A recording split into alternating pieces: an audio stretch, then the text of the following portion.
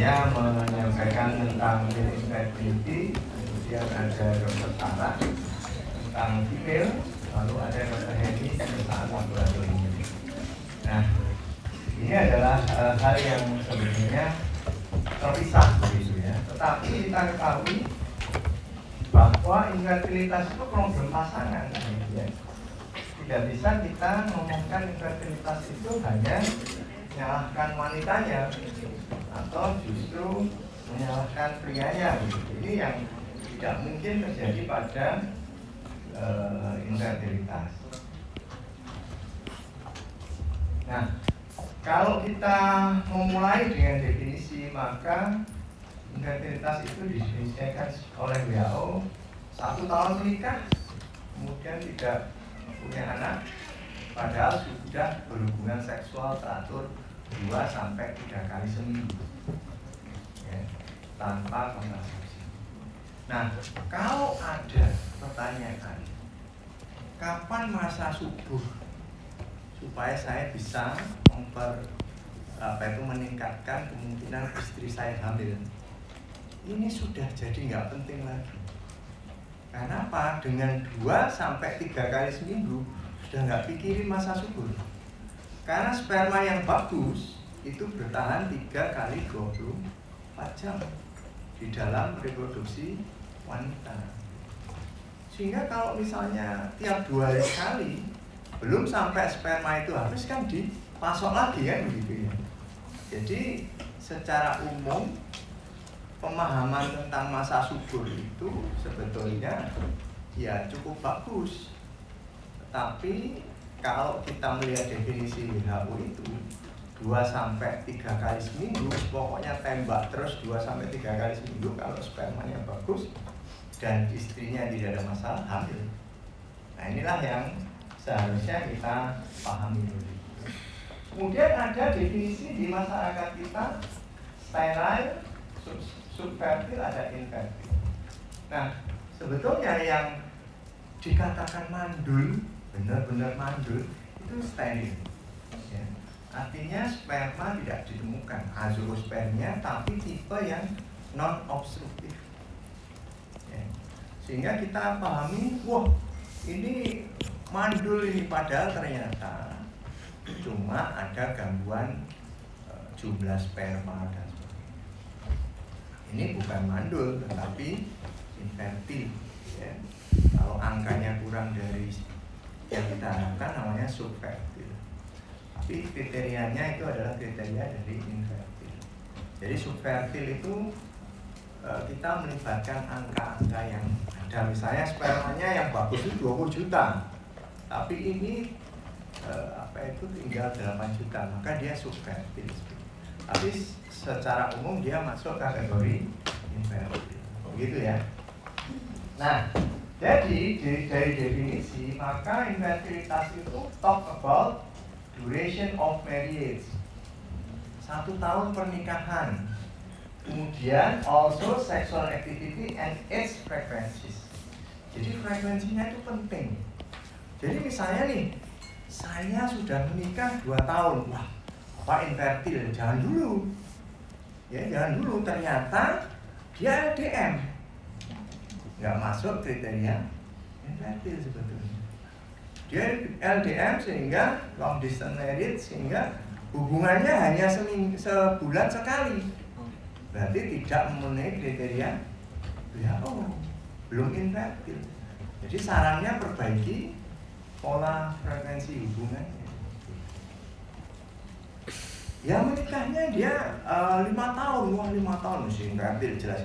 Ternyata nggak pernah berhubungan ya. Karena apa? Karena terpisah demikian jauh ya, misalnya studi dan sebagainya ya. Jadi kita harus mendudukkan masalahnya itu di definisi WHO, yaitu 1 tahun kumpul ya, 1 tahun kumpul berhubungan seksual teratur 2-3 kali seminggu, tidak ada kontrasepsi di situ ya. Nah, menjadi penting sekarang kalau seseorang pasangan, bukan seseorang ya, pasangan menanyakan tentang program hamil, yang harus ditanyakan ulang berkali-kali itu adalah apakah ada disfungsi seksual. Belum saatnya aja menikah 1 tahun, kumpul 2-3 kali seminggu kok. Ini berat loh, 2-3 kali seminggu itu. Saya selaku dokter yang berkecimpung di bidang infertilitas, kalau saya mengumpulkan pasangan-pasangan yang 2-3 kali seminggu itu rasanya sulit ya, nggak sampai 50%. Yang ada sekarang ini saya jarang berhubungan karena capek ya. Setelah kerja pulang sama-sama tidur. Konflik nggak ada konflik. Mereka ya baik-baik saja, tapi sampai di rumah tidur ya, nggak ada aktivitas seksual.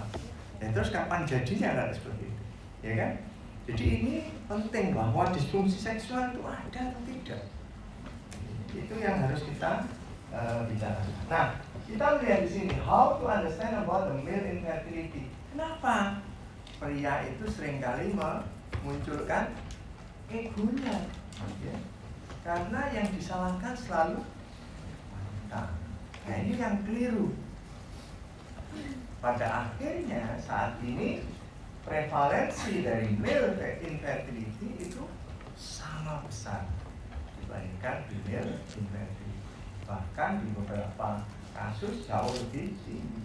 Yang bagus begini ya, tidak ditinggal tapi mendampingi. Nah, talk about infertility harus diketahui bahwa itu adalah disease, ya, disease, penyakit. Cuma karena personal dari pasien-pasien infertilitas itu tampilannya sehat, maka siap-siap orang yang program hamil itu siap-siap ngeyel, ya, siap-siap diskusi panjang. Jadi jangan selaku dokter tidak boleh memaksakan kehendak. Kalau orang sudah cancer terminal, sudah nggak bisa milih apapun kan, cancer kok terminal lagi ya, sudah pasti diberi obat A, obat B, obat C pasti ikut. Tapi orang-orang dengan infertilitas tidak selalu. Mereka akan terus mengajak diskusi seorang dokter. Ya itulah, kadang-kadang personality pasien itu menjadi penting. Kadang-kadang pasien itu jengkelkan dan sebagainya ya. Sehingga ini menurunkan tingkat diskusi intens kita dengan pasien ya. Jadi it is about couple. Tidak ada yang boleh ditinggal, apakah itu istri atau suami.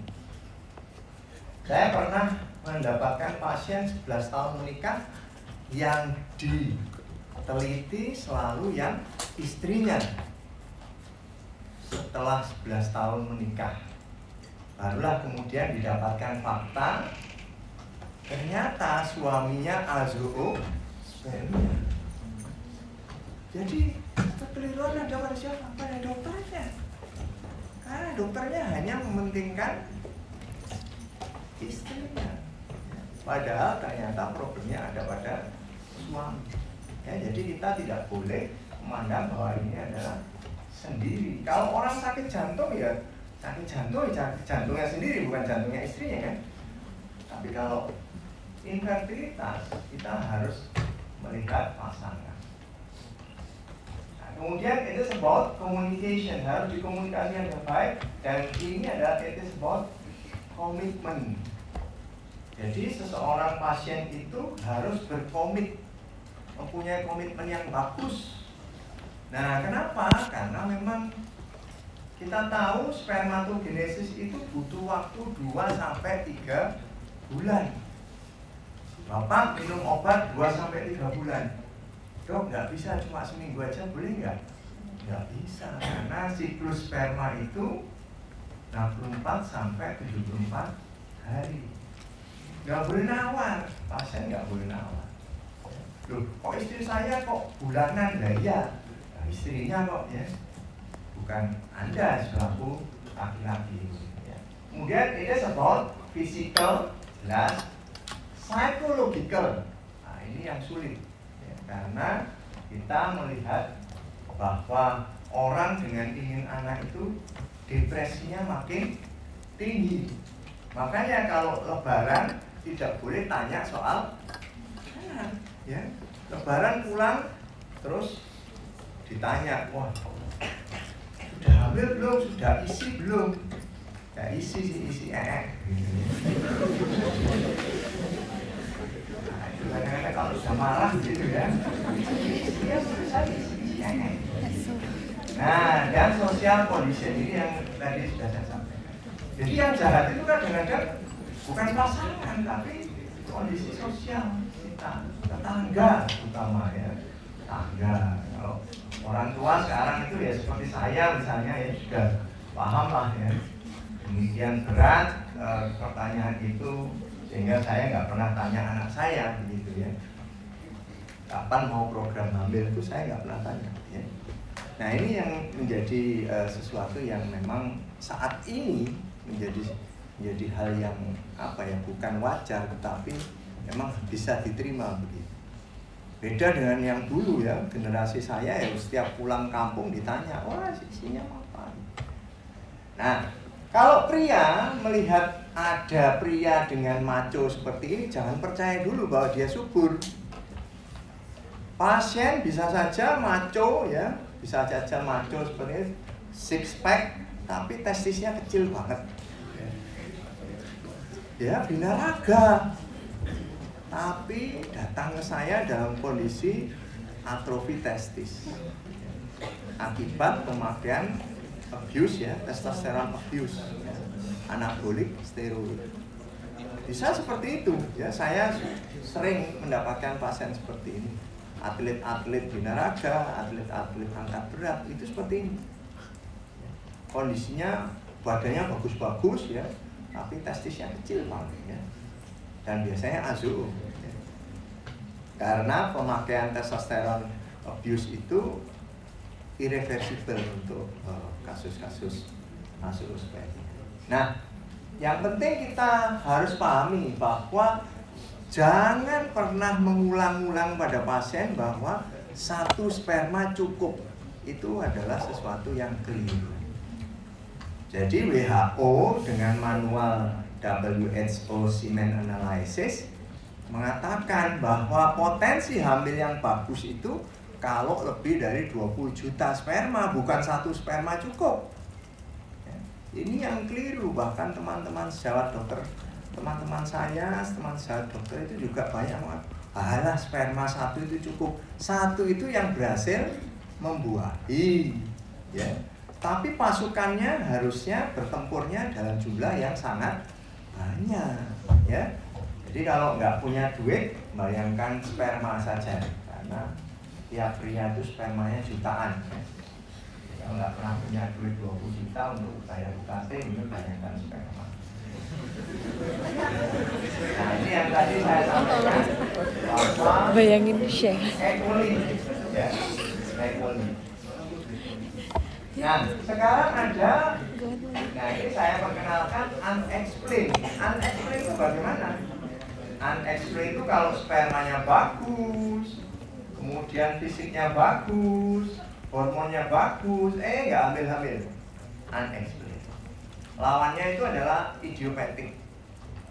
Idiopathic itu spermanya jelek, tapi begitu diperiksa fisiknya bagus, hormonnya bagus, USG-nya bagus, tapi spermanya jelek.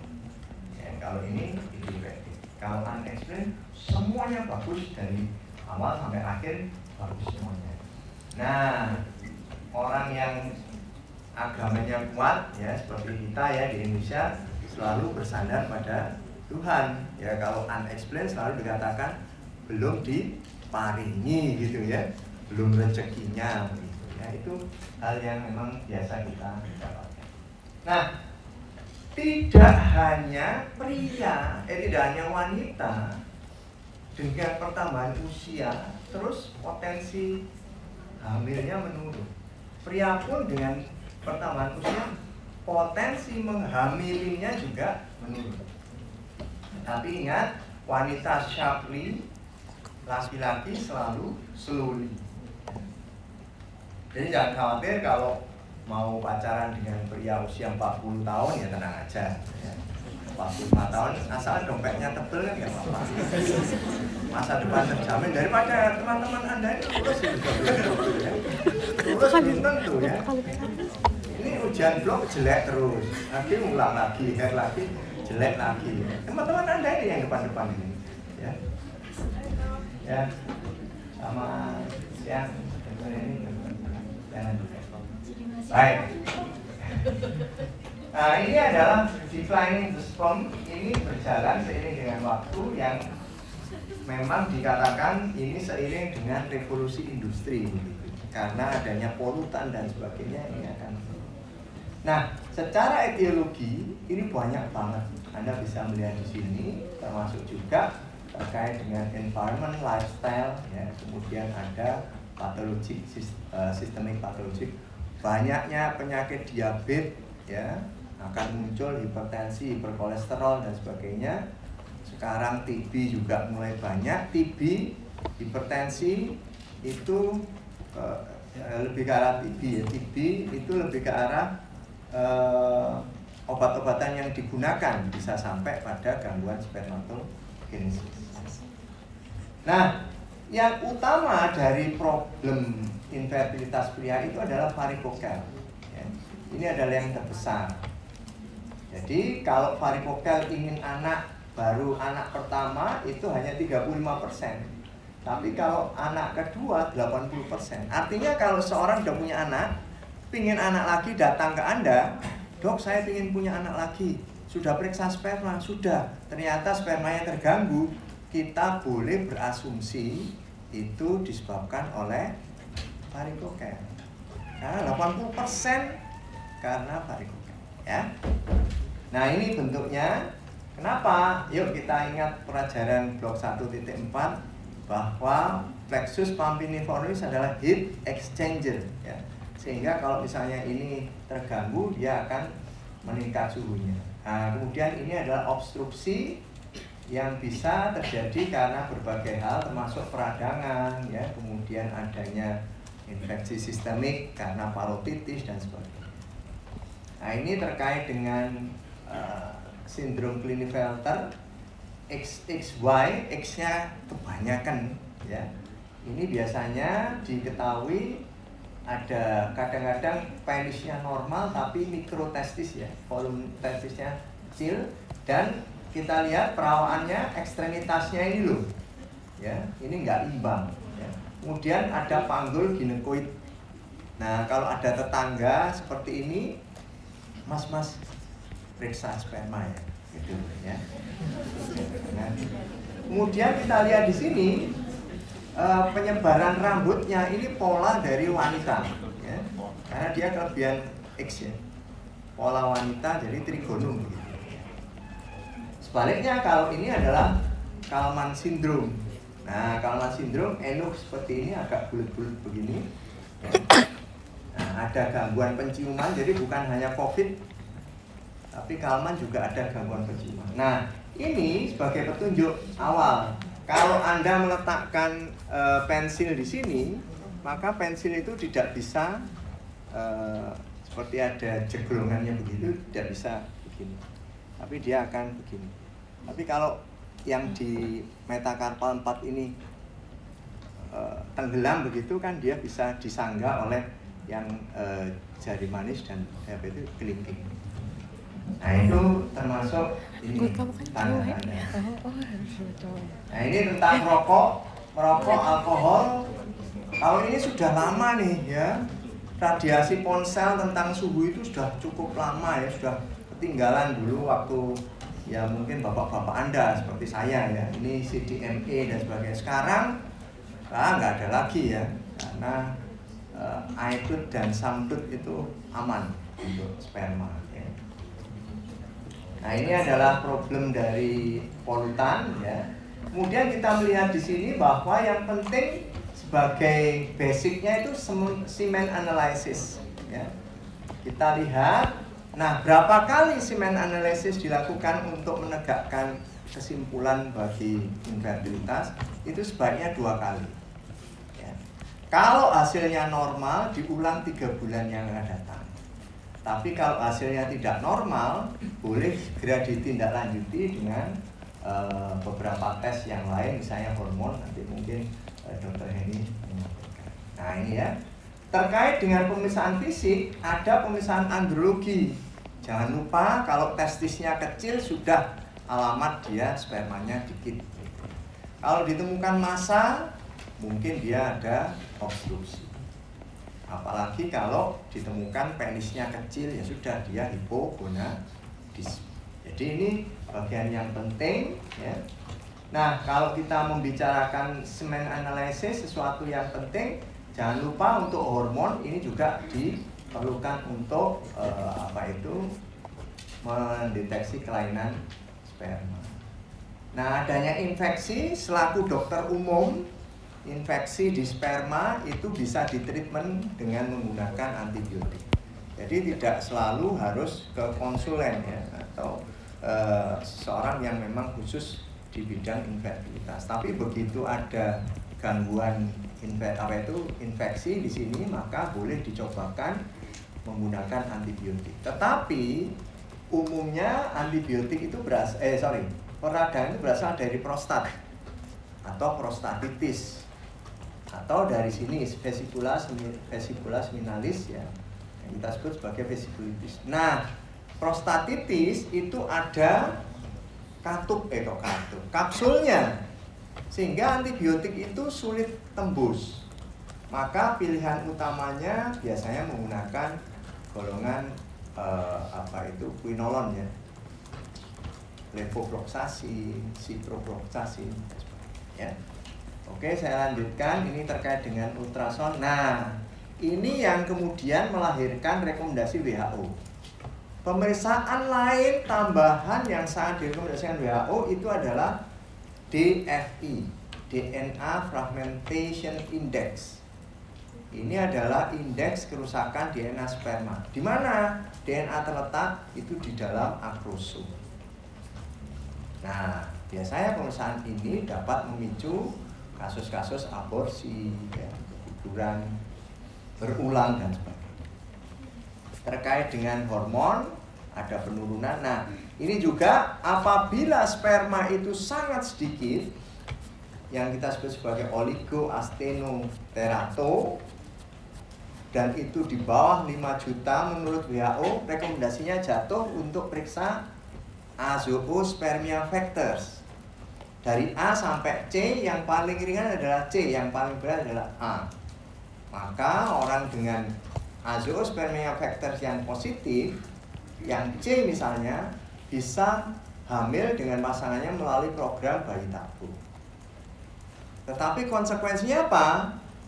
Kalau anaknya XY juga, maka ada kemungkinan dia inheritance ya, turun ke anaknya ya, meskipun kondisi azoospermia factors ini, AZF ini, dia de novo ya, bisa terjadi di testisnya itu sendiri tanpa harus turun dari orang tuanya ya. Jadi ingat, ini adalah kondisi de novo, perubahan terjadi, mutasi terjadi di testis. Baik, saya rasa itu bahwa ada gangguan hormon, maka seorang konsulen seperti saya bisa memberikan hormonal treatment. Nah, yang paling mungkin kita berikan pandangan pada pasien itu, ini ada sekarang ini adalah ada teknologi reproduksi berbantu. Ya, kalau tindakannya hanya memindahkan sperma yang sudah diproses, dipreparasi, namanya adalah inseminasi intrauterin. Nanti ada Dr. Sarah yang menyampaikan. Tetapi kalau kita sudah menggunakan teknik in vitro, maka ini adalah program bayi tabung. Adakah sesuatu yang harus dikhawatirkan terkait dengan program bayi tabung? Tidak. Kenapa? Karena program bayi tabung itu adalah harapan. Jadi bukan vonis. Kalau pasien dengan kondisi yang berat, maka satu-satunya yang bisa diharapkan hanya in vitro fertilization. Jadi kalau dulu pada saya zaman awal-awal bergerak di bidang bayi tabung, pasien bayi tabung itu disembunyikan anaknya. Jadi nggak boleh orang lain tahu bahwa ini adalah program bayi anak hasil program bayi tabung, karena ada anggapan ini anak orang lain begitu. Ya. Tapi sekarang pamer semua ya, artis-artis ikut program bayi tabung, terus saya kepingin jadi artis dan sebagainya, ikut program bayi tabung biar kayak artis begitu, kayak seperti itu.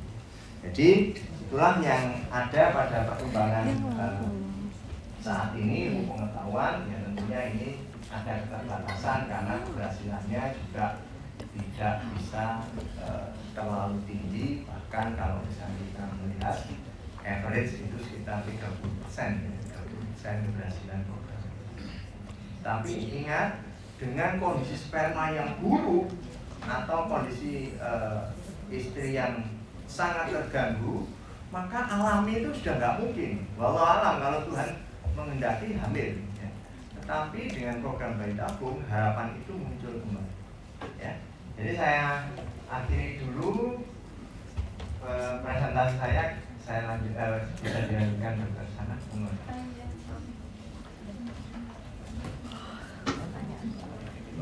Kemajuan dia ganti-ganti slide. Ada pertanyaan kalau misalnya 1-2 pertanyaan begitu, atau kalau enggak bisa bertemu saya di Departemen Fisiologi.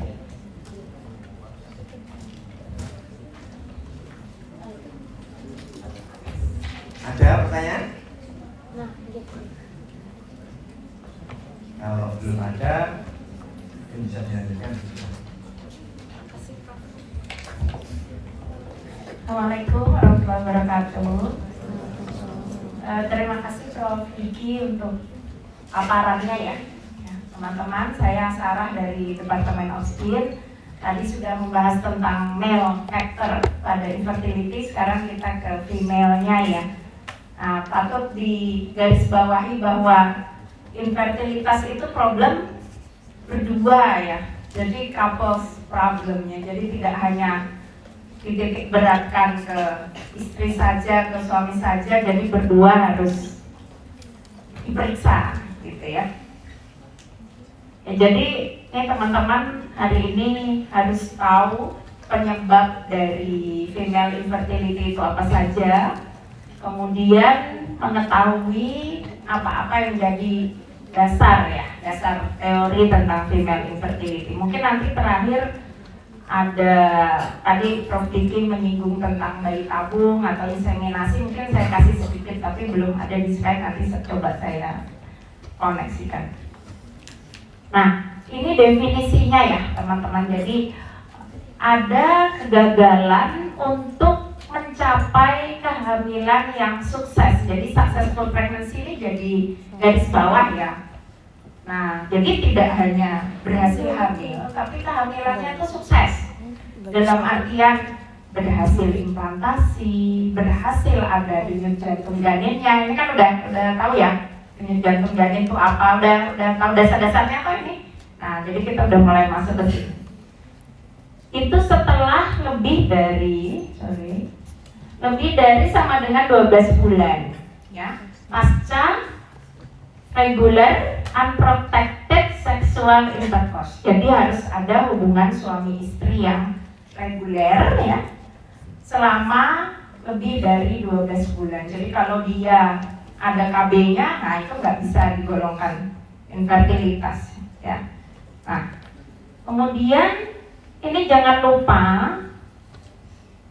atau, nah ini yang terbaru ya. Jadi ada kata-kata atau sudah ditemukan adanya suatu gangguan yang menyebabkan infertilitas. Jadi misalkan nih, istri ada gangguan ovulasi ya, ada ovulatory disorder.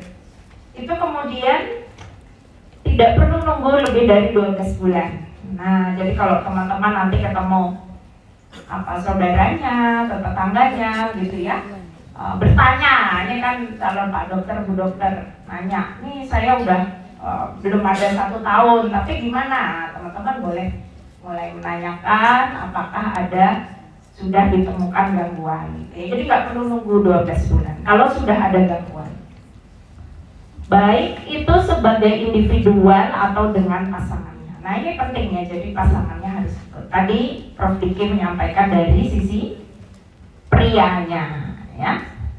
Nah kemudian berapa prevalensinya? Nah ini diminta sama tim 2.9. Kalau di Indonesia itu kira-kira 4 juta sampai 6 juta couple ya Prof ya. Jadi pasangan ya.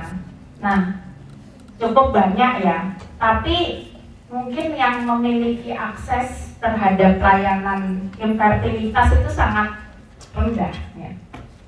Nah sehingga di sini ada paper yang menunjukkan bahwa justru malah prevalensinya itu sekarang tinggi di negara-negara yang middle dan low income countries ya, termasuk di Indonesia ya. Jadi Indonesia itu termasuk negara apa? Developing ya, developing itu middle income. Kemudian di sini dikatakan justru ada limited resourcesnya. Jadi angka infertilitasnya naik, tapi resource-nya tetap limited. Sama ada apa deh? Stigma bahwa kita sudah overpopulation, sehingga infertilitas menjadi apa ya? Hidden disease. Sebenarnya dia disease. Ya, ada satu guideline yang mengatakan dia disease. Nah, tapi karena dia memang infertilitas dan itu dipandang negara kita sudah overpopulation, ya dia banyak yang masih belum menganggap dia suatu disease. Padahal it's a disease dan di situ ada mungkin gangguan-gangguan lain yang melatar belakanginya ya. Nah ini yang penting ya deh. Jadi apa yang dibutuhkan supaya ada kehamilan? Mungkin teman-teman udah tahu ya ini. Ada yang bisa mau jelaskan menstrual cycle?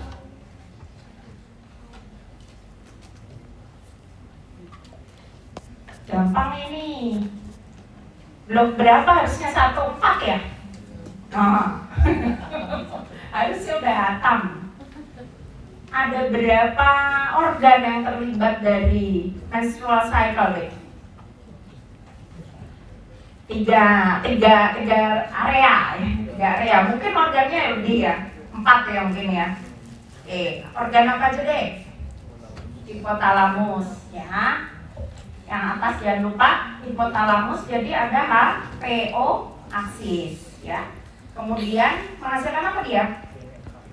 GnRH, gonadotropin releasing hormone. Sifatnya bekerjanya apa? GnRH pulsatil, siklik ya. Siklik ya. Jadi dia caranya bekerja itu dengan perubahan amplitudo dan frekuensi.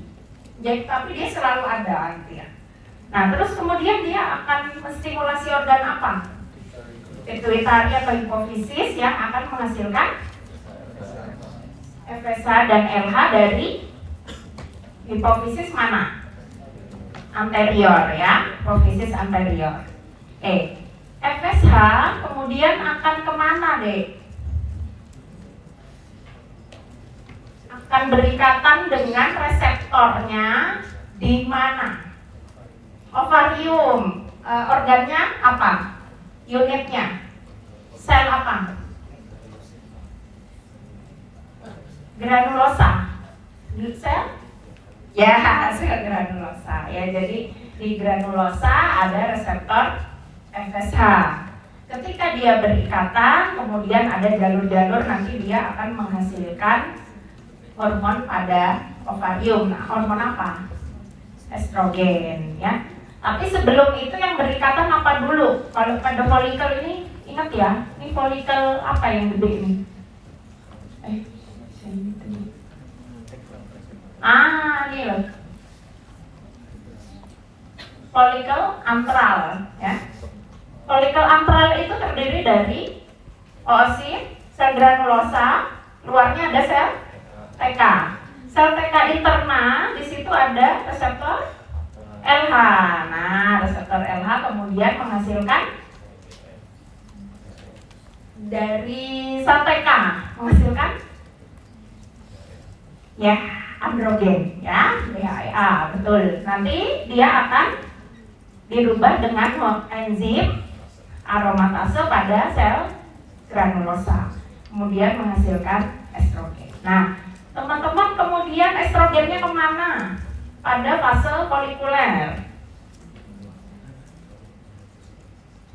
Ini organ apa? Endometrium pada uterus ya. Nah, jadi dinding endometrium. Kemudian di sini akan ada fase apa kalau pada endometrium? Proliferasi. Fase proliferasi di sini maka akan ada peningkatan jumlah dari sel endometrium ya, bagian stratum fungsionalis. Kemudian dia nanti akan tebal sampai pada saatnya ada ovulasi ya. Nah, kemudian nanti akan muncul di ovarium namanya corpus luteum yang menghasilkan hanya progesteron. Ini ada gambarnya, estrogen dan progesteron. Jadi diingat bahwa siklusnya itu estrogen itu memang akan ada fase turun sedikit ya, tapi kemudian corpus luteum tetap menghasilkan estrogen. Jadi estrogen dan progesteron naik, kemudian dia sama-sama ini fase luteal, sedangkan di endometrium fase sekresi. Ingat ya. Nah, ini harus hafal ya.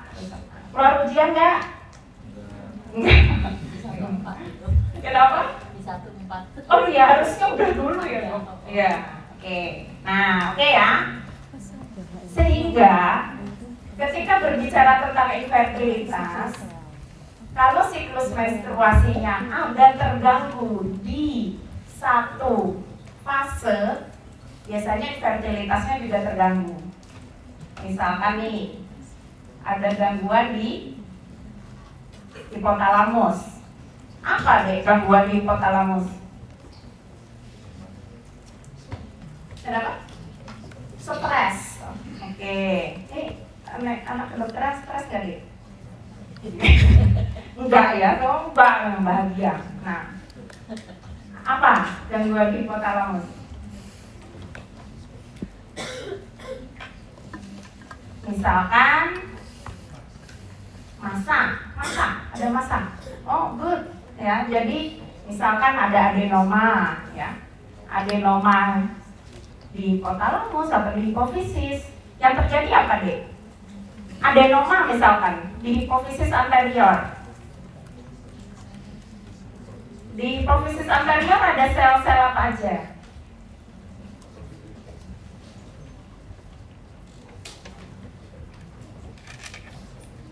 Gonadotrop, laktotrop. Gonadotrop menghasilkan FSH, LH. Laktotrop menghasilkan prolaktin, misalkan. Nah, kalau sel-selnya situ membengkak, hiperplasia, ada adenoma, berarti ada hormon yang lebih tinggi dong yang dihasilkan. Misalkan sel laktotropnya hiperplasia, hiperprolaktinemia. Hiperprolaktinemia dia nanti bisa bikin feedback negatif terhadap atasnya. Enak. Sampai sini ya kira-kira begitu. Kalau yang di atas ini, nah nanti teman-teman boleh baca-baca banyak penyebabnya ya. Penyebab lain ada gangguan ovulasi. Nanti ada contohnya ya. Nah, tadi Prof Diki menyampaikan banyak contoh yang pria-pria ya. Kalau pria tadi nggak menghasilkan sperma, bisa AZF-nya memang ada gen yang mutasi gitu ya. Dan di perempuan juga sama. Misalkan tidak menghasilkan estrogen sama sekali, amenorre primer gitu ya. Ternyata ada kelainan kromosom XO, misal apa tuh namanya? Turner syndrome ya. Nah, atau ada gangguan di uterus. Nanti kita lihat ya. Nah, ini adik. Nah, ini udah pada hafal ya, yang belakang-belakang. Nah, udah hafal semua, nanti keluar ujian ya. Oke, nah ini struktur ovarium juga harus dihafalkan ya, bahwa ada unit terkecil pada ovarium namanya folikel primordial ya. Folikel primordial itu dia menyusun yang namanya ovarian reserve atau cadangan ovarium. Jadi kalau perempuan nih, kayaknya nanti ada slide-nya, itu sudah terbentuk ovarian reserve sejak dia masih fetus ya, janin ya. Nah itu si folikel primordial ini deh. Jadi dia sifatnya dorman. Nanti ketika dia tumbuh ya, ada rekrutmen folikel itu ya, kemudian jumlahnya terus berkurang gitu ya, sampai nanti ada fase di mana dia sudah tidak bisa ovulasi lagi, sudah tidak bisa menghasilkan sel telur atau oosit gitu ya. Nah ini teman-teman silakan baca bagaimana folikel primordial itu tumbuh ya. Ada primordial yang dorman ini, kemudian nanti sel granulosanya semakin banyak lapisannya, lalu kemudian ada sel TK di luarnya tadi ya. Nah, ketika dia sudah memiliki sel TK, ini namanya fase yang dependen terhadap hormon yang dari otak tadi apa? Gonadotropin. Ketika dia belum ada sel TK, ini fase independent gonadotropin ya. Sehingga ini tadi menjadi salah satu dasar dari bayi tabung yang disebut Prof. Diki tadi, bahwa kita akan menumbuhkan folikel yang tentunya sudah gonadotropin dependent. Jadi pada perempuan itu ada fase gonadotropin independent, jadi tidak ada gonadotropin pun dia akan tetap terekrut. Atau ada gonadotropin dependent yang setiap bulan dia akan siklik ya.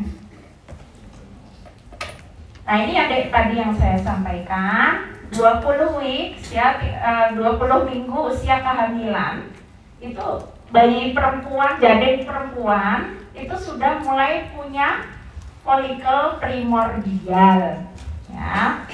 Terus makin lama ya makin berkurang karena proses ini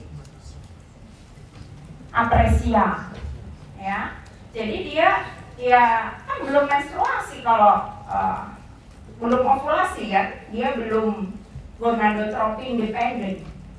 Kapan GnRH itu mulai pulsatility-nya itu bekerja dengan benar? Kapan? Pada saat pubertas. Nanti ada peran dari beberapa gen gitu ya. Pada saat pubertas, pulsatility GnRH mulai mateng deh.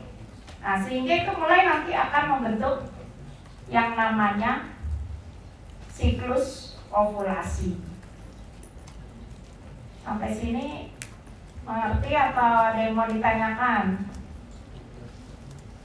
Memang agak kompleks ya. Oke. Nah, ini harusnya juga sudah di 1.4.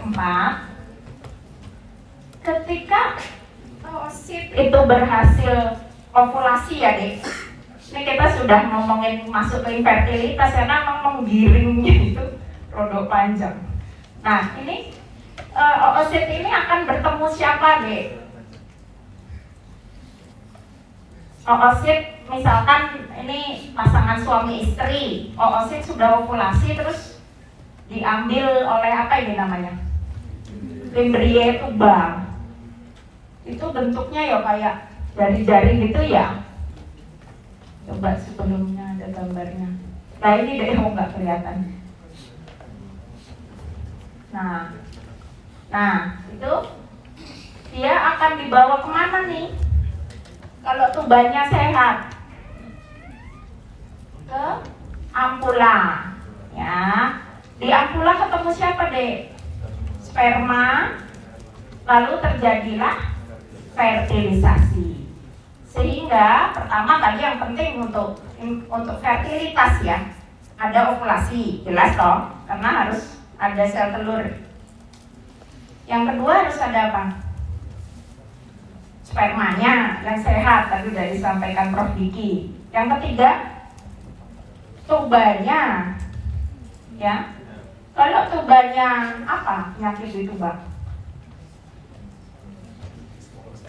Isinya cairan, isinya infeksi, ya, isinya nanah, isinya darah. Nah itu kan nggak bisa berfungsi dia. Padahal ampula tuba tempat fertilisasi, ya. Nah sampai sini udah mulai, nanti dirangkum sendiri tuh apa aja penyebab infertilitas. Nah kemudian tuba itu juga menjadi tempat transportasi, ya. Transportasi apa? Embrio. Ya kalau udah ada fertilisasi di sini, berarti nanti hari kedua pasca fertilisasi dia lewat sini kan? Hari ketiga sampai di sini hari kelima, hari keenam implantasi, ya.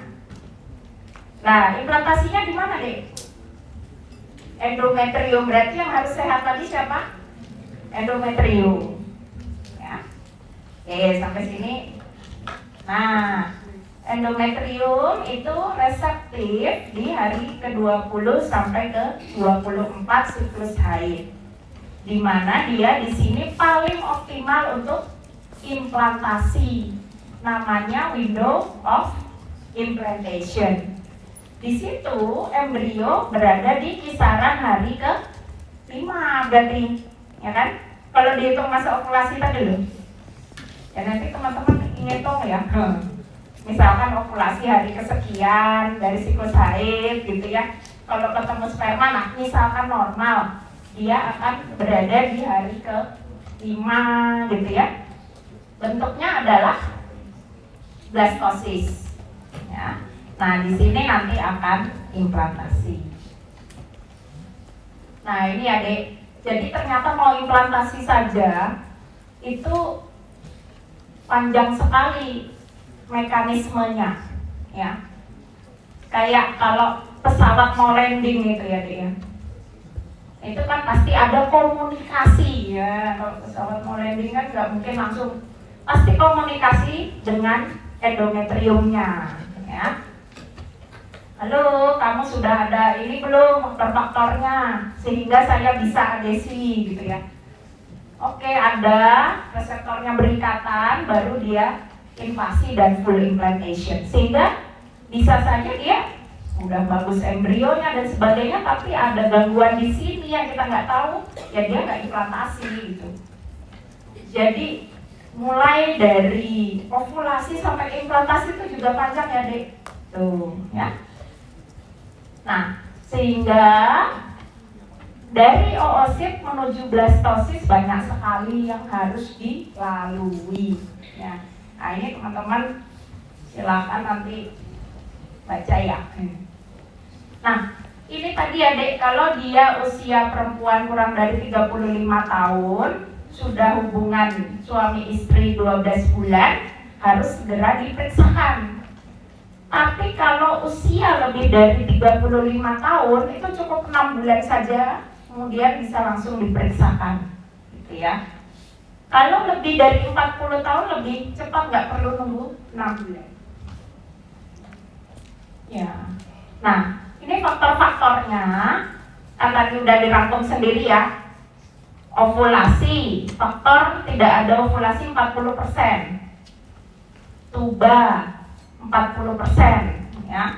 Ada juga male factor, ya, yang Prof. Diki sampaikan tadi. Nah, jadi banyak penyebab infertilitas dan itu harus diinvestigasi, ya. Jadi kayak investigasi apa sih penyebabnya, gitu ya. Nah, ini contoh aja ya, Dek. Jadi kalau pemeriksaan tubal factor itu ada beberapa hal. Nah, ini untuk teman-teman biar tahu aja. Ada yang namanya HSG, jadi hysterosalpingografi, untuk melihat tubanya kira-kira lancar atau tidak, ya. Nah kalau ini pada saat laparoskopi, ya. Nah faktor uterus nanti ada pemeriksaan fisik dan penunjangnya USG biasanya ini, atau kita melakukan hysteroskopi. Nah, jadi ada kamera diameter 3 mili masuk ke dalam uterus. Ada polipnya atau enggak, ada apa ini, fibroid ya, mioma, submukosa atau tidak, ada septum atau tidak. Ini septum ya, uterine septum. Nah, teman-teman bisa lihat juga di X-ray congenital anomali itu ada uterine septum, uterine bicornu, bicorporeal, itu nanti baca sendiri. Nah, ini ovulatory deh, nanti silakan juga dibaca bagaimana cara-cara menilai seseorang ovulasi atau tidak. Paling gampang menanyakan apa? Riwayat menstruasinya. Riwayat menstruasi yang normal seperti apa, Dek? Teratur tuh gimana? Ya, siklusnya, intervalnya berapa hari?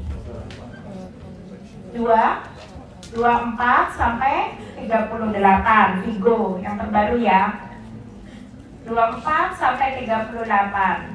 Lebih dari 38 dia ya sudah infrequent menstruation. Jadi jarang. Nah, kalau infrequent kita bisa saja curiga, oh dia jangan-jangan ada anovulasi, tidak ovulasi, ya.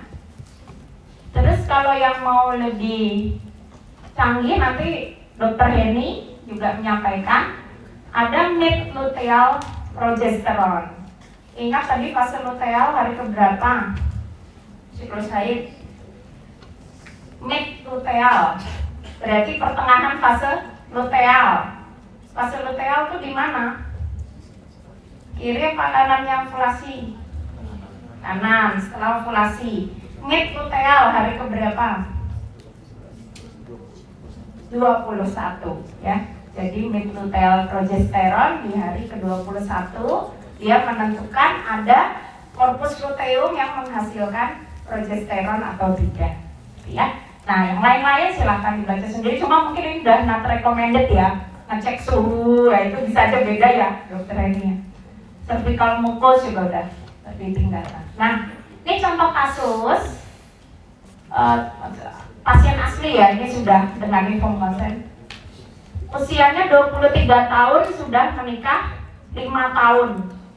Tapi tidak menstruasinya berapa tahun ini? 3 tahun tidak menstruasi, ya.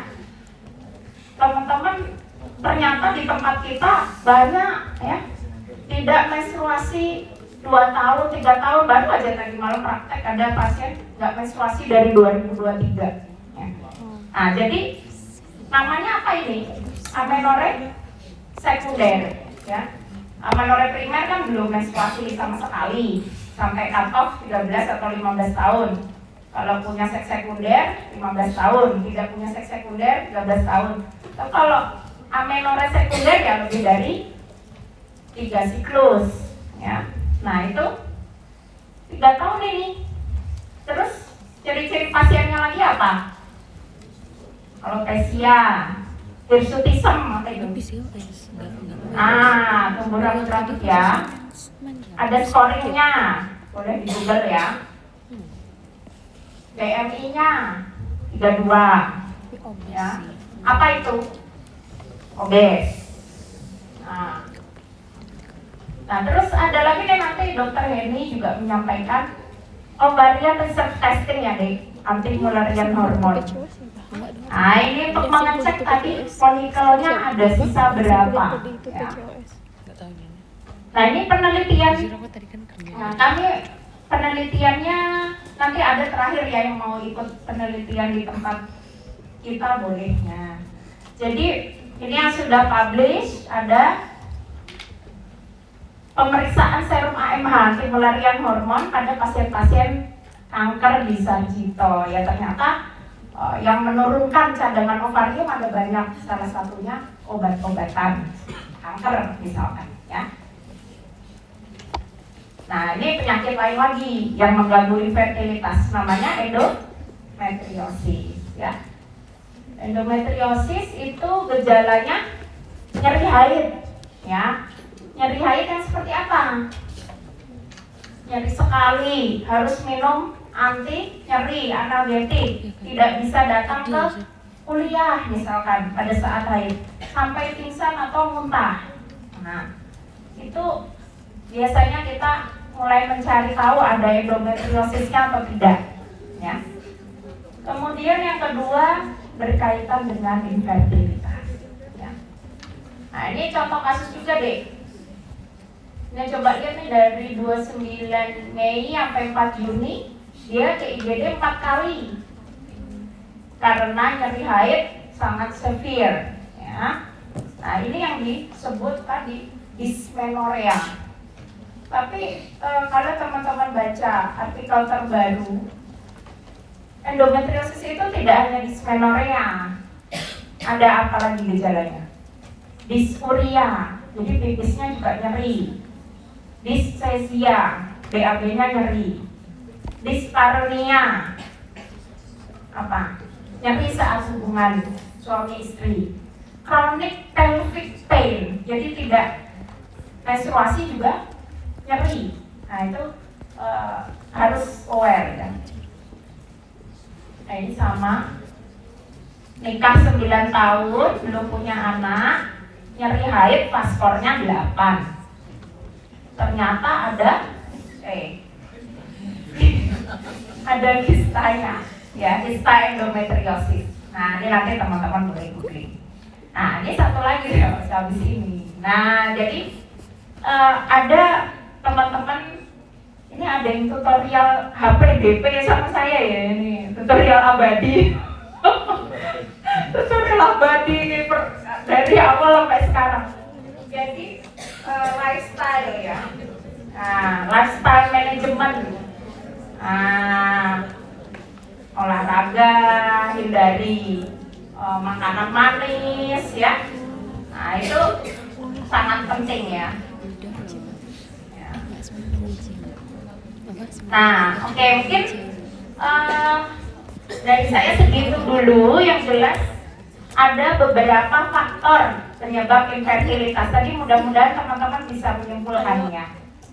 Nah, jangan lupa couple, ya, partner, ya, jadi jangan cuma istri saja, tapi suami juga iya. Ini udah punya tesis semua, skripsi? Ada yang belum? Nah, ini kebetulan di tim saya ada hibah equity, ya. Kami menilai folikel pada kapsul kista endometriosis, ya. Ini udah berjalan, jadi sudah ada hibahnya. Ada yang sudah ngambil 1 nih, 2024. Silakan, nih masih ada 3 topik lagi. Kalau mau nanti boleh boleh hubungi saya. Tapi ini penelitiannya lagi berjalan. Kami lagi menilai pengisolasi folikel dari kapsul kista endometriosis. Nah, cuma ini ya tambahan untuk research-nya. Silakan kalau yang belum ada judul skripsi, ya. Oke, gitu dulu. Ada yang mau ditanyakan sebelum ke Dokter Heni? Kalau belum ada, Dokter Heni. Kaget kira serangan itu loh kayaknya. Lihat gitu ya, terus Semoga Dokter Heni. Jadi dia terus 1 tahun loh, tiba-tiba ayo dong, kapan cuma kita ya, ya itu 1 tahun. Oh gila, kenapa? Nanti nilai setahun balik setengah tahun selesai, cek lagi ke kita. Terus dokter kan katanya ya bunga lagi kan gitu tuh yang nyambung. Menderita apa kalau kita? Belum ada hasilnya, ya. Saya belum.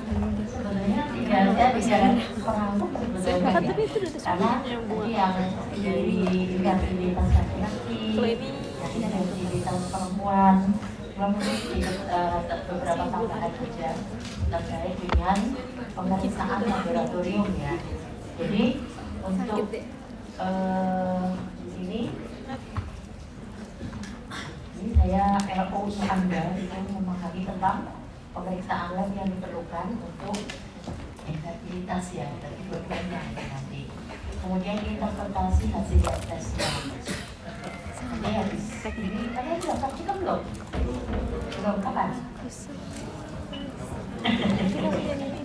Kemarin kan yang angkatan ini kalau agak susah ya puasa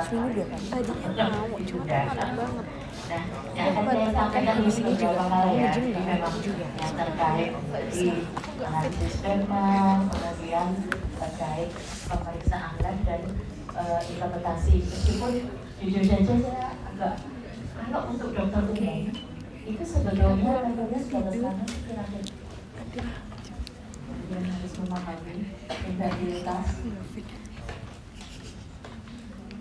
sampai derajat mana. Ingat saya sih dokter umum harus mampu mengenali bahwa pasangan tersebut ada problem infertilitas ya. Jadi entah infertilitas tapi tata laksana selanjutnya kemudian mau dirujuk atau mau diapain gitu nanti tinggal dari gigi atau dokter Sarah gitu ya untuk tata laksana kalau menemukan pasien atau pasangan yang infertil. Sehingga tadi benar ingat definisinya. Jadi kalau pasien sepemahaman saya biasanya mungkin pasien kalau merasa terganggu gitu ya, maksudnya ingin anak nggak dapat dapat gitu, itu datangnya ke dokter. Biasanya dokternya kemana? Jadi saya mengatakan datangnya ke bidan malahan ya, ke bidan. Kemudian yang datang biasanya yang putri ya, karena lagi stigma saya nggak tahu ya, dulu ada stigma bahwa kalau ada infertilitas mungkin dominan selalu yang disalahkan ya perempuan gitu kan. Tetapi sebetulnya kalau Anda sebagai dokter harus tahu ini urusan berdua, sehingga kalau misalnya ada perempuan biasanya tuntutan mertua gitu ya, nggak punya anak paling ya dikepaki mamaku nggak dikit segerakan itu nyampah gitu ya. Biasanya yang ayo kita beli tes terus ini harusnya kalau ada yang datang ke Anda dengan ingin anak itu Anda apa misalnya harus datang berdua ya. Yang susah itu ngajaknya ya, karena pilihnya masih banyak yang merasa itu punya anak itu tanggung jawabnya perempuan gitu ya, tidak merasa berkontribusi mungkin yang laki-laki.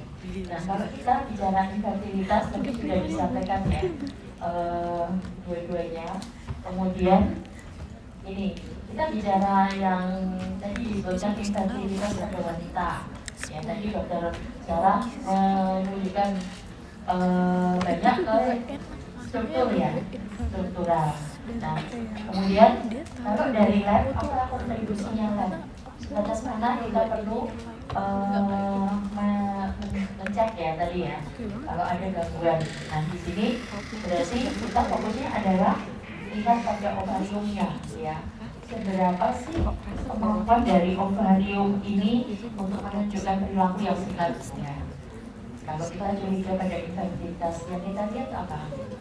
Pertama, kalau ada yang uterus dan untuk fallopi skip ya, sudah tadi ya. Nah, di sini yang kita lihat apa? Kita konfirmasi tadi. Populasinya berjalan oke atau tidak pada wanita yang mengeluh punya anak itu nggak ada pendapat. Nah, kemudian tadi luteal serum progesterone, kemudian dicek seberapa banyak cadangan ovarium yang masih ada. Ini semua periksa lab ya. Nah, kemudian di sini apa yang mau dicari? Kalau kita sudah mengkonfirmasi ini ya, jadi kalau melacak ke arah ovarium ini, yang dilihat adalah PSA-nya seperti apa sih? Apakah dia turun, ataukah dia normal, ataukah dia naik? Karena apa? Karena setiap kondisi ini etiologinya berbeda-beda ya. Kalau dia FSH-nya itu turun, berarti kita pikirkan kelainannya ada di ini, di primer ya, di hipotalamus, kemudian juga di hipofise ya, dengan jenis-jenis yaitu pada hipotalamus itu yang ini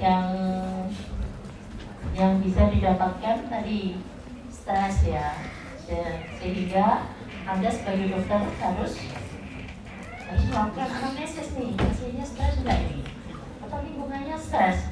Kadang orangnya mungkin nggak nyadari kalau dia stres, tetapi kemungkinan akan berdampak pada tadi siklus menstruasinya. Kalau Anda ingat di 14, saya bolak-balik tutorial dengan yang blok 14 itu biasanya itu dibahas kan fisiologinya, dampak dari peningkatan stres kortisol terhadap ini pulsatif dari gonadotropin, ya. Sehingga semakin tinggi stres kemungkinan ada beberapa, meskipun ini agak individual juga karena pada stres itu bentuknya bisa beda-beda pada orangnya, tergantung ketahanan stresnya, ya. Itu ada yang bentuknya menstruasinya terlambat, ya kan, sehingga siklusnya tidak dia mengalami amenorrhea, ya, karena stres. Tapi bisa juga bentuknya dia menstruasinya ada tetapi jaraknya yang tidak beraturan, ya. Karena apa? Karena stresnya mengganggu siklus pulsatifnya tadi, ya. Jadi ada yang frekuensinya menjadi lebih lama atau yang sama sekali tidak menstruasi, tergantung degree dari stresnya. Kemudian juga hati-hati biasanya pada remaja putri, ya, mama-mama cantik itu biasanya pakai program misalnya menurunkan tadinya merasa kegemuan, kemudian menurunkan berat badan kebablasan, ya, sehingga menjadi malnutrisi, ya, karena weight loss yang berlebihan itu juga akan berdampak pada ini keseimbangan hormonal di dalam tubuhnya.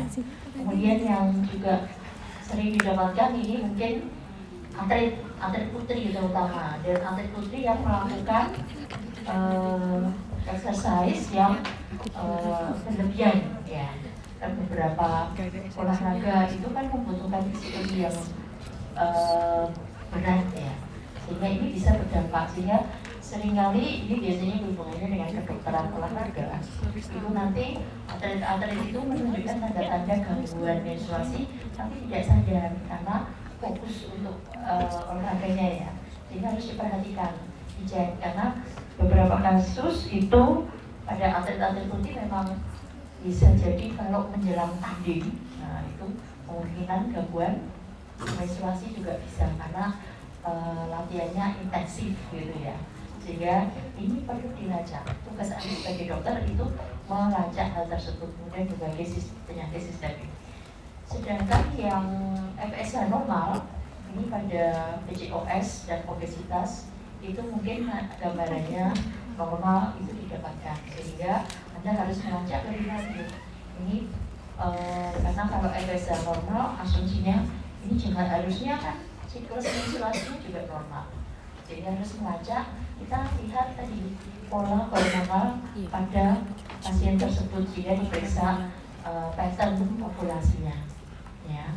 Kemudian ya tadi yang hipotalamus yang penurunan tadi, yang hipopituitary juga, tetapi ini biasanya kita cek dulu hipotalamus baik-baik, baru dilihat hipofise. Dan pada hipotiroidisme itu juga ada gangguan pada reproduksi, ya, karena memang ini saling terkait, ya, pabrik yang tadi yang ada truk-truknya banyak yang disampaikan dokter Sarah tadi, ya. Kemudian hiperprolaktinemi ataupun adanya prolaktinoma juga bisa mengganggu, meskipun ada yang tumor itu biasanya karena mungkin dia mendesak, kemudian juga hormon dari prolaktin yang berlebihan itu bisa mengganggu produksi dari FSH, ya. Sedangkan yang increase FSH ini tadi karena sindrom tadi, ya, balik tadi yang XO, ya. Kemudian pada pasien-pasien dengan prematur ovarian failure, jadi kegagalan tadi awal, ya. Kemudian juga yang pre-menopause changing, jadi ini di usia-usia batas tadi. Kalau di Indonesia berapa, ya? Menopause 40 batasnya untuk prematur.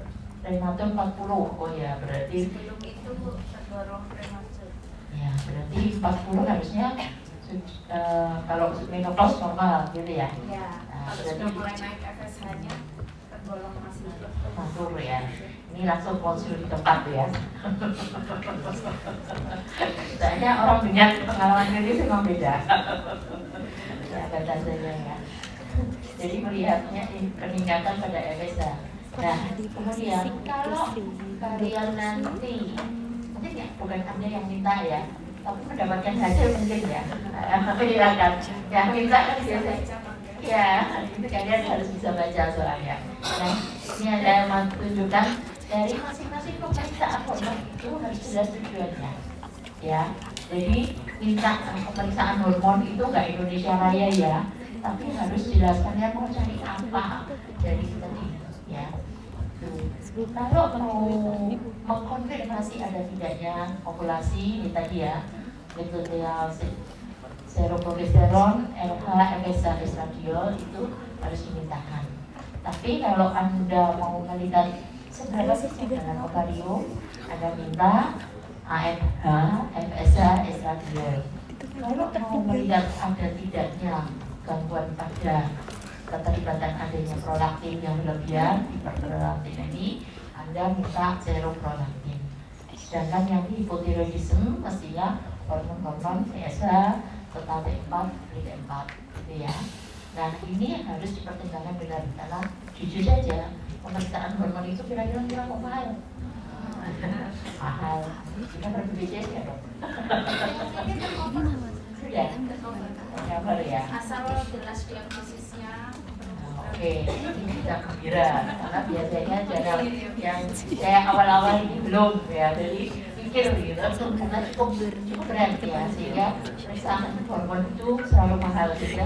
Anda pada saat meminta ini harus jelas indikasinya dan tujuannya, sehingga nanti kalau sudah dapat hasil Anda tahu, oh ovulasi konfirmatorinya oke, oh ovarian reserve-nya masih banyak, oh tidak ada hiperprolaktinemi, oh tidak ada gangguan tiroid. Itu akan jelas dari hasil ini ya. Nah, kemudian ini lab benar ya, karena memang saya orang lab gitu ya. Jadi yang Anda perhatikan adalah ini kalau untuk sampel apa ya? Sampelnya tinggal serum atau plasma misalnya. Kemudian metodenya ini yang up to date di sini bisa ELISA, ECLIA, tentunya bisa. Tapi ini memang jujur aja levelnya mungkin tidak di fase 1 ya. Ya, jadi biasanya adanya di Vaskes 3 atau Vaskes 2 yang plus ya, yang advance, atau yang tempat-tempat yang memang khusus untuk infertilitas. Ya, kenapa? Karena memang tidak mudah pengadaan alatnya ya, karena metode ini biasanya ada di metode otomatis dan cukup mahal ya pengadaannya. Nah, yang harus Anda perhatikan dari masing-masing hormon ini, kalau dapat hasil adalah Anda lihat waktu Anda ngirim itu, kan hasilnya diminta ngirim, tapi kan Anda nggak tahu dia tatapnya kapan. Nah, harus cermati pasiennya di fase apa. Karena apa? Karena referensinya berbeda-beda ya. Pada saat molekuler kah, atau saat ovulasi atau fase luteal. Sehingga dari pada saat menginterpretasi Anda harusnya nanya ke pasien Anda tentang fase apa. Sehingga harusnya pada saat mengirimkan sampel itu dituliskan sejak ini berapa hari dari menstruasi. Sehingga akan memudahkan untuk Anda mengetahui apakah pasien saat diperiksa dia di fase luteal, ovulasi ataupun folikuler ya. Kemudian khusus untuk AFH ini selain sampel serum plasma juga umbilical cord, dan ini yang dikembangkan dengan saliva ya, yang alternatif, tetapi ini levelnya level riset masih yang ya AFH bisa, tapi yang banyak memang serum dan plasma ya. Kemudian tadi kan udah minta lab ya, kemudian apa yang dicari? Konfirmasi ada tidaknya ovulasi kan, sehingga Anda harus kenali pola siklus menstruasi yang normal seperti apa ya. Normal cycle mestinya yang paling jelas adalah setiap kali harus ada gambaran Ehlers ya, itu khas ya. Kemudian kita lihat peningkatan dari estradiol, kemudian progesteron meningkat sesudah ada Ehlers ya. Nah, pada yang siklus anovulasi itu apa yang hilang dari gambar ini yang kanan? Coba Anda lihat. Ada Ehlers-nya kan? Ya, itu yang pertama. Kayak hilang. Kemudian apa lagi? Kira-kira tidak ada, berarti tidak ada ovulasi ya. Sehingga tadi penting tadi LH tadi ya. Itu gambarannya, apalagi yang tidak menonjol. Gambaran persisnya seperti apa? Ini yang hijau itu kan estradiol ini ya. Ini tidak ini ada dua peak ya. Tidak sebagus yang kiri. Yang kiri ada dua puncak ini, hanya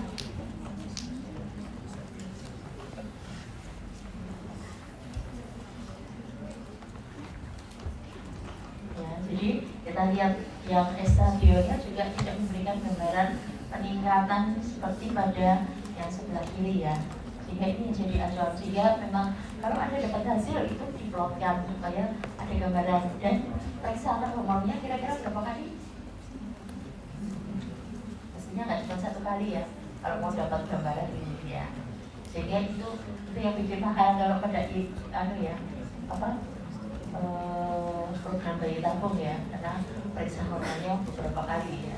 Tapi ini kalau periksa pertama kali ini biasanya untuk identifikasi tadi ovarian ovulasi konfirmasi ya. Jadi Anda cari pola normal ini masih ada nggak gitu ya.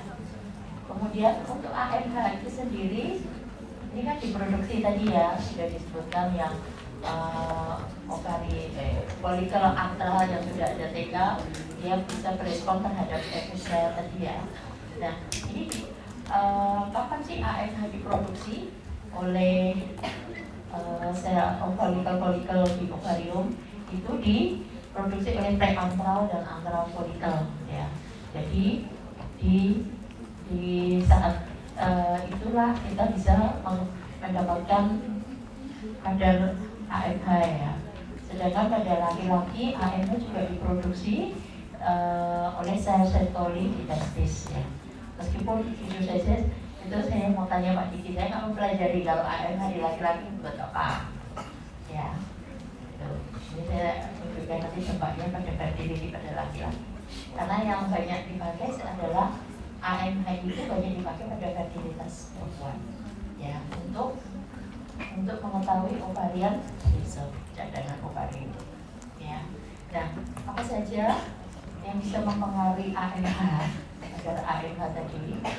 Jadi yang bisa menurunkan AMH ini adalah usia ya, semakin tua semakin turun ya, karena ini ada hubungannya dengan semakin turunnya cadangan ovarium ya. Kemudian peningkatan body mass index, sehingga nggak heran tadi kalau yang pada obes itu kan terjadi juga penurunan fertilitas ya. Kemudian pemberian berbagai regimen gonadotropin atau pada kemoterapi dan atau radiasi ya. Sedangkan AMH meningkat tadi pada PCOS ya. Kemudian yang perlu diperhatikan lagi adalah reference normalnya ya. Kita lihat bahwa kalau bayi baru lahir itu sampai anak umur 12 tahun itu reference range-nya berbeda ya. Bayi baru lahir sampai umur 2 tahun kurang dari 4,7 nanogram per mililiter. Kemudian pada saat anak-anak itu dia menjadi lebih tinggi ya produksinya ya. Tapi kemudian sesudah umur 12 tahun pada saat puberti itu berbeda lagi. Di sini rentannya 0,9 sampai 9,5. Itu menunjukkan apa? Mulai aktivasi dari ovarium ya. Di saat mulai siklus ovarium saat inhibinnya yang menghambat atau dispeksi mulai aktif gitu ya. Kan nggak bisa tumpah. Sampai bahas ke situ nggak?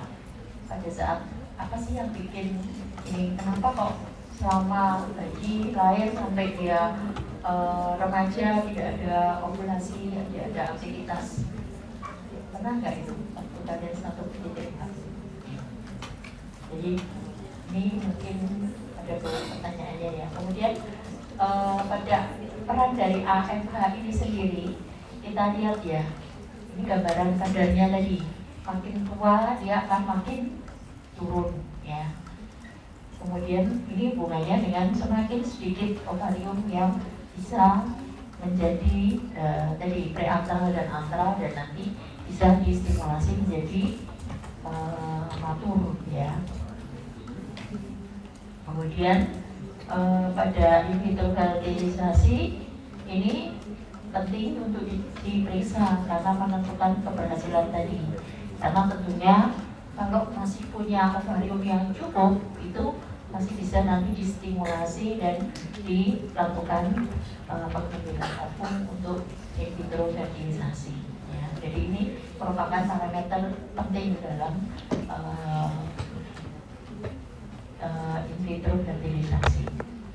Ya, sedangkan pada yang fertilitas pada laki-laki tadi Prof. Diki sudah menyampaikan berbagai dari klinis ya. Nah, untuk lab itu fokusnya dua, yaitu pada produksi spermanya. Jadi kalau ada kecurigaan infertilitas pada laki-laki, yang dicermati adalah dilihat produksinya seperti apa ya. Kemudian dilihat kualitas dari spermanya. Ini yang dilihat motilitasnya ya. Sehingga di sini untuk melihat produksi ini kita lihat apa yang mempengaruhi produksi sperma? Hormon ya, pastinya ya. Karena kalau ingat di 1.4 spermatogenesis itu dipengaruhi oleh testosteron, sehingga kita perlu meriksa hormon testosteron. Kemudian mestinya dilihat di sini ada nggak gangguan di testisnya ya. Apakah ada hipogonadotropik hipogonadism? Ini ditunjukkan dengan rendahnya FSH dan LH. Sedangkan bila FSH LH-nya tinggi, itu kita pikirkan adanya gangguan pada testis ya. Jadi produksi problemnya di testisnya ya. Dengan berbagai ini gambaran yang contoh-contoh ya. Nah, yang perlu diperhatikan pada yang pretestikular di mana low FSH LH itu ada ini kondisi yaitu pemberian anabolik steroid. Anda tahu nggak apa aja yang masuk anabolik steroid? Biasanya yang pakai siapa? Binaraga, bola tahu nih. Ya, karena apa? Efek dari anabolik steroid ya bisa meningkatkan massa otot ya, sehingga biasanya pada olahragawan binaraga banyak dipakai. Kemudian juga anabolik steroid bisa dipakai pada yang ini ya, atlet yang seperti lari atau sprint. Karena apa?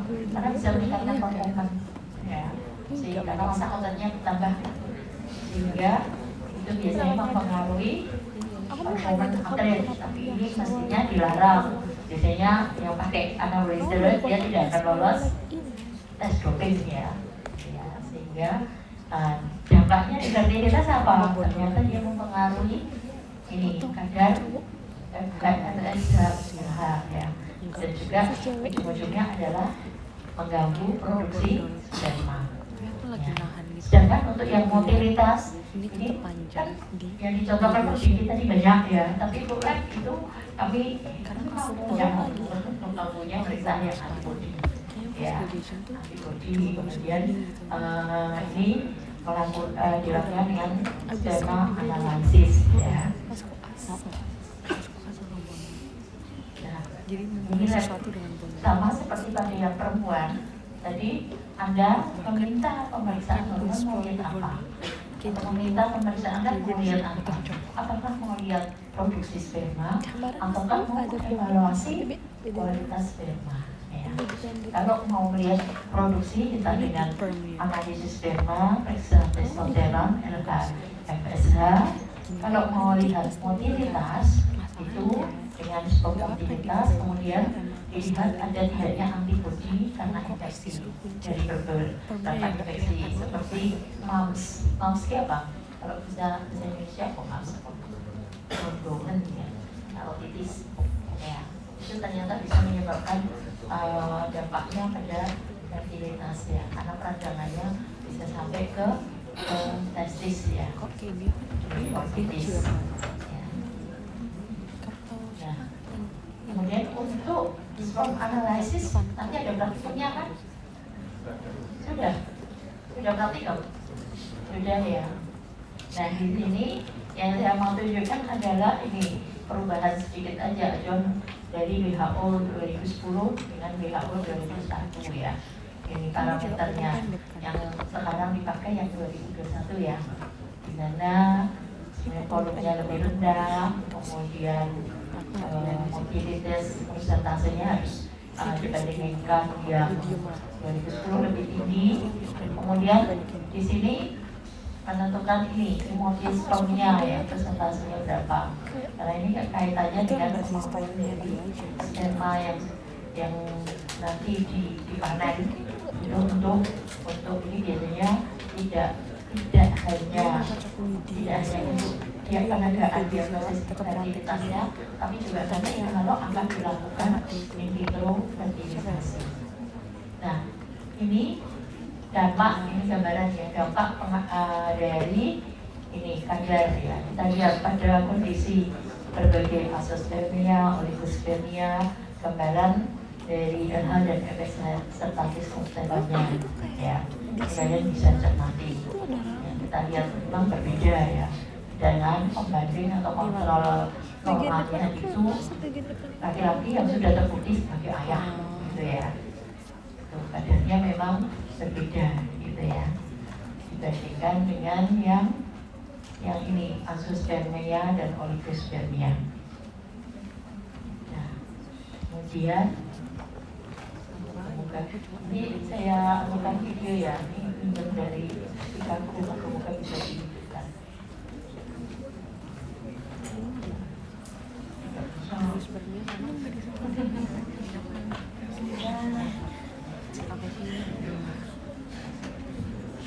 Tidak kompatibel dengan komputer ini.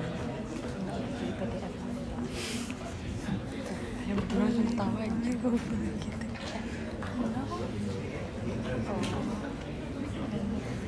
Malah menurut itu betul. Ini sebetulnya saya mau menunjukkan ini berbagai gambaran yang dikatakan sperma motil, kemudian sperma yang imuprogresif sama yang imotil, dan ada yang azoospermia. Tapi sayangnya videonya tidak kompatibel dengan komputer di sini ya. Sudah lanjut. Kemudian tadi kan ada utamanya adalah apakah ada gangguan produksi, kemudian apakah ada gangguan pada kualitas sperma. Nah, tadi sebetulnya Didis juga sudah menyampaikan, ini hanya saya sedikit mengulas saja ya. Jadi bahwa berbagai faktor tadi, jadi saya tunjukkan ke apa? Supaya Anda mengenali dan bisa tanya nanti kepada pasien. Ya. Kita lihat bahwa umur jelas mempengaruhi tadi. Kemudian keinginan hormonal tadi ya. Jadi pada yang normal dan tadi LH, FSH itu Anda perlu tahu karena memang kalau ada disruption tadi pada testosteron itu bisa dampak pada spermatogenesis.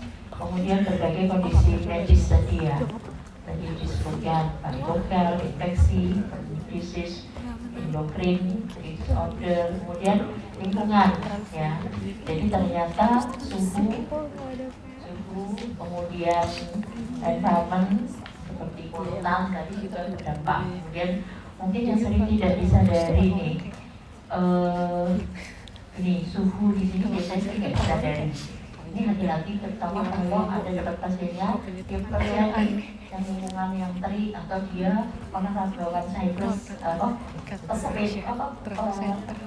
pesepeda ya itu intinya berdampak karena memang kalau yang olahraga sepeda itu kan jarak jauh ya karena apalagi yang kalau untuk pertandingan biasanya kan berpuluh-puluh kilometer gitu ya dan itu biasanya pakai latihan juga sehingga ini sering nggak disadari ya kalau di kita kayaknya sauna jarang ya udah panasnya gini ngapain sauna ya tapi kalau di barat mungkin ya sauna itu mungkin merupakan kalau kita di Jepang dulu onsen videonya dari Jepang dulu onsen ya kemudian juga misalnya supir truk jarak jauh itu sering nggak sadar yang sering duduk kemudian juga pekerja kantor yang sering duduk dengan baju ketat gitu ya itu hati-hati ya kemudian untuk yang heavy metal dan segala ini biasanya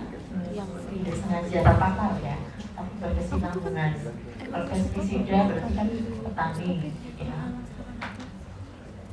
nah kemudian untuk yang lifestyle ini ya dampaknya nah mungkin kalau smoking, alcohol consumption, pengobatan itu jelas tadi ya anabolic steroid kemudian narkotika marijuana itu juga bisa mengganggu produksi dan ini mungkin bisa jadi ya. Kemudian ini diet yang sering tidak disadari ini kekurangan antioksidan ya, jadi biasanya di daerah yang makannya staple foodnya itu yang rendah nutrisi ya. Jadi kita nggak tahu kalau dulu mungkin apa kira-kira yang makanan pokok yang rendah nutrisi apa? Kira-kira mungkin kalau kira-kira kalau kasava ada nutrisi enggak? Karena kalau di kita kan biasanya makan yang penting larak kenyang yang penting kenyang ya kandungan nutrisi nggak pikir ternyata ini bisa berdampak ya. Kemudian berbagai ini defisiensi zinc, folat maupun antioksidan. Kemudian satu lagi yang mungkin anda juga mesti waspada yaitu stres dan kurang tidur ya gangguan sleep kurang tidur ya itu ternyata bisa menurunkan testosteron ya sehingga hati-hati ada yang dokter kira-kira besok ada fase begadang nggak banyak ini dokter Wolfie juga sering ya mulai dulu saya sering begadang dulu fase ya jadi anda nanti kalau jadi dokter sering jaga malam hati-hati ya yang cowok-cowok harus jaga kondisi ditebus kurang tidurnya supaya apa hormonal anda sehat itu kalau perlu anda juga edukasikan ke pasien tentang ini dilihat tugas anda kan anamnesis jadi pada saat tanya faktor risiko tanya riwayat penyakit dahulu atau kebiasaan itu sebetulnya kan ngelacak faktor risiko harus ditanya dia sering gangguan apa ini ada pekerjaan mungkin yang membuat dia harus tidurnya malam kembali dia sering buat malam jadi mungkin jaga malam atau mungkin yang sering petugas yang jam malam gitu atau justru dokter yang sering jaga malam juga harusnya mewaspadai ini gitu ya oke. Kemudian untuk obat-obatan itu tadi ini kemo jelas ya bisa benar ya baik itu pada perempuan juga kemudian hati-hati ini yang testosteron terapi maunya naikkan kadar tapi ternyata juga malah bisa kalau tidak hati-hati dosis ini biasanya bisa mensupresi kalau dosisnya berlebihan karena ada ya. Oke, ini komposisinya ya. Jadi kalau anda mau mengecek fertilitas fokusnya pemeriksaan labnya pada wanita itu ada faktor hormonal dan keterlibatan ovarium. Kalau pada laki-laki produksi sperma dan sperma. Kemudian tadi faktor-faktor yang mempengaruhi sperm quality. Ya, oke, itu yang bisa saya sampaikan. Memang pertanyaan ini berhubung, ini baru kali ini tidak masih lengkap. Ada pertanyaan nggak? Silakan. Mic ada nggak? Silakan. Oh ya, cukup keras ya. Iya, dok. Nah, jadi saya mau nanya dok, ini sebenarnya mau konfirmasi aja sih dok. Mungkin kayak bukan ke fertilisasi tapi ke embriologi gitu. Saya tuh sering dengar dok, kayak ada teori-teori gitu dok mengenai kayak kalau misalkan mau punya anak cewek atau cowok itu tuh ada tekniknya gitu dok. Saya juga sering sempat lewat itu dok, ada metode namanya metode yang dimana sex method yang dimana dia tuh kayak memanfaatkan waktu ovulasi perempuan untuk kayak menentukan anak itu nanti cowok atau bisa cowok atau cewek. Nah itu tuh kira-kira benar nggak sih dok? Jawab berarti ini. Gimana bro? Mau dijawab apa saya? Yang kayak gini Jadi sekali kalau datang 50.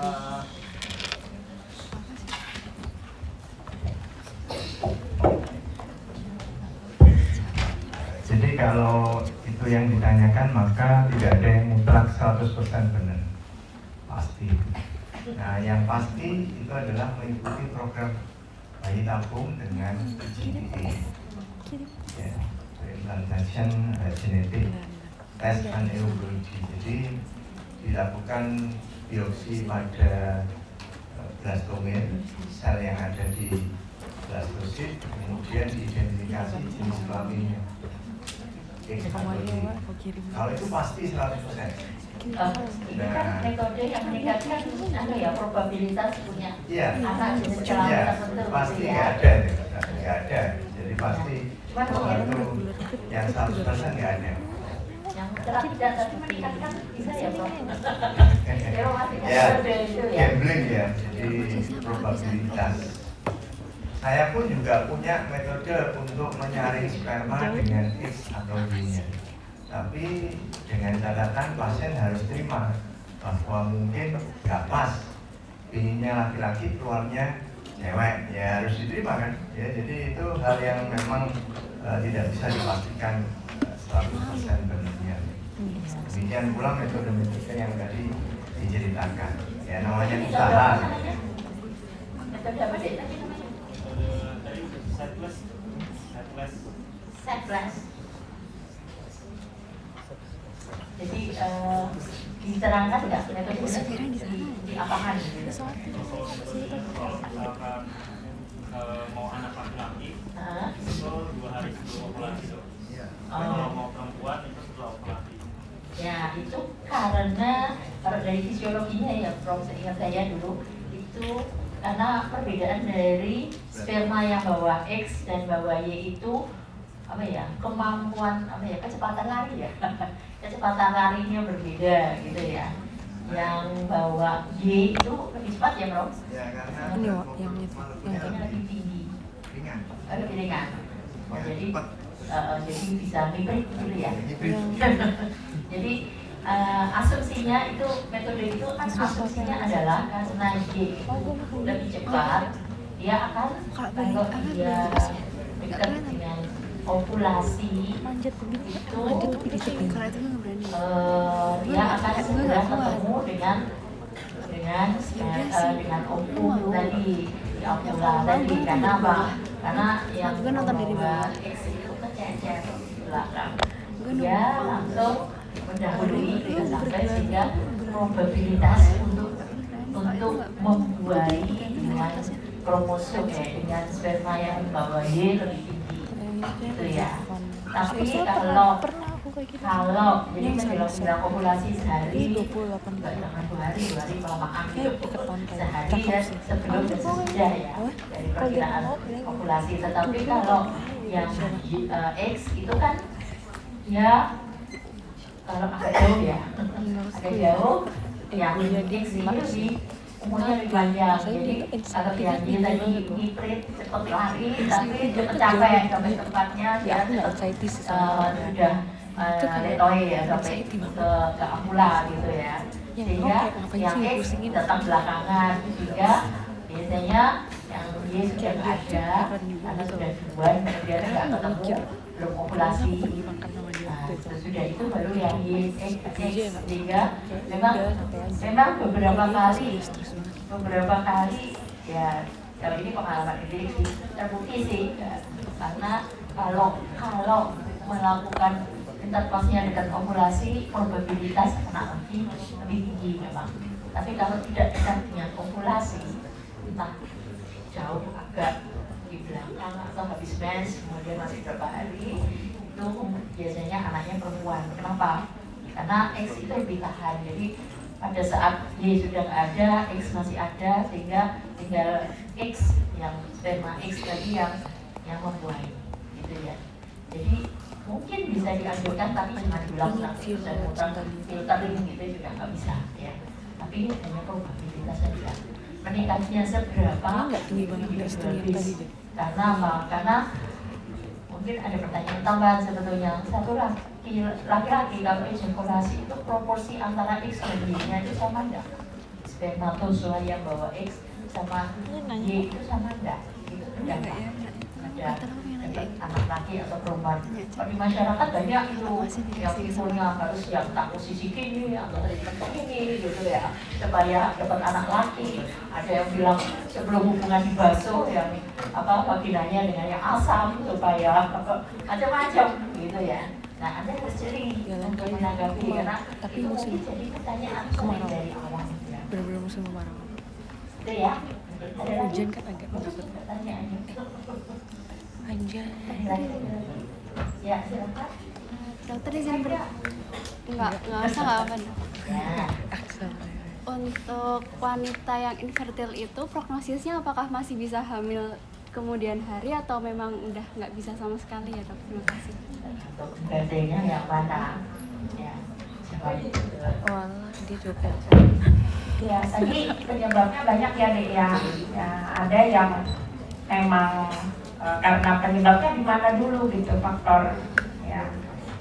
Misalkan dia faktor anovulatorik, itu kan bisa nanti kita perbaiki ovulasinya, lifestyle modification gitu ya, kayak tadi, atau diberi obat-obatan untuk meningkatkan ovulasinya, untuk mematangkan setrum. Misalnya kadang ada pasien-pasien PCOS, tadi kan sulit ya dia ovulasi ya, folikelnya sulit matang. Nah, bisa kita kasih obat misalkan aromatase inhibitor gitu ya. Apa obatnya? Letrozol misalkan ya, aromatase inhibitor. Nah, nanti dia fungsinya sebagai apa? Tadi enzim aromatase untuk apa? Konversi androgen ke estrogen. Ketika dia diinhibit, dicegah gitu ya, enzimnya itu, yang terjadi apa? Hipofisis dan hipotalamus menganggap kadar estrogen di darah rendah. Kemudian dia akan meningkatkan feedback positif. Hipofisis anterior, FSH-nya meningkat sehingga nanti efeknya folikelnya tumbuh. Nah, itu salah satunya. Jadi ada tekniknya dan ada beberapa penyebab ya, Dek. Jadi tidak bisa dibilang misal ini infertil, nanti selamanya infertil atau tidak gitu. Nah, itu sangat individualistik. Kemudian juga ada metode program hamil yang ditawarkan, kayak tadi Prof. Diki bilang ada yang alami, kemudian ada yang inseminasi, ada yang bayi tabung juga. Nanti akan masing-masing perempuan dengan problemnya masing-masing akan kita tahu apa gitu ya terapinya. Jadi diagnosis dan terapinya itu sangat individual. Tidak bisa dibilang ketika ini infertil terus selamanya nanti infertil terus gitu. Nah, beda-beda deh. Tapi ada juga misalkan yang gonadal dysgenesis tadi kayak Turner syndrome gitu ya. Itu kan ovariumnya dysgenesis, tidak bisa, tidak berkembang sempurna ya. Jadi folikelnya sangat sedikit gitu. Nah, itu mungkin lebih sulit memang nantinya untuk hamil gitu ya. Fertilitasnya lebih sulit dibandingkan mungkin yang masih banyak cadangan sel telurnya. Jadi ya sangat individual.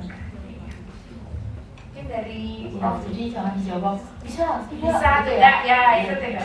Jawabnya adalah dia dulu kondisinya buruk, Ya, gitu ya. masing-masing beda-beda kan. Ya. Jadi ada Karena biasanya harapan pasien tuh dapat ketegasan dari dokter, gitu ya. Padahal dokternya saya boleh ya, seperti dicari ya. ya kalaupun misal Personalize ya. ya betul. Kalaupun misal faktor tuba gitu ya. Faktor tuba ada yang tubanya dua-duanya memang buntu. Lah gimana kalau mau alami nggak bisa, tapi ada teknologi berbantu gitu. Jadi relatif sih kalau mau dibilang bisa atau tidak. Kalau dia mampu, karena kan sekarang untuk asisten reproductive technology belum bisa tercover asuransi BPJS ya Bu ya. Jadi couple atau pasangan yang bisa mengakses ART kan sangat terbatas. Mungkin asuransi yang lain bisa. Ya, asuransi yang lain ada. Ya, ada lagi? Ya, jamnya ya. Ya. Yang melewati. Ya, masih ada? Tidak? Oke, semoga yang kami sampaikan bisa berguna ya.